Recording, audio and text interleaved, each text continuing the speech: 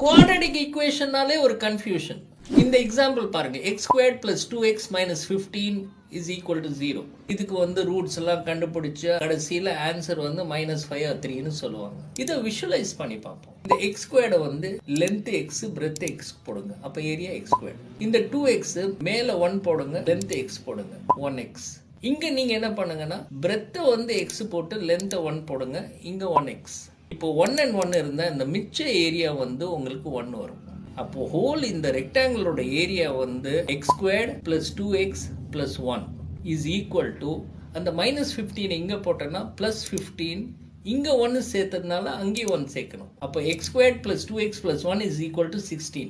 அப்போ X plus 1 whole squared is equal to 16. அப்போ X plus 1 is equal to +or -4. இப்போ +4 இருந்தால் x is equal to 4 minus 1 3. -4 இருந்தால் x is equal to -4 minus 1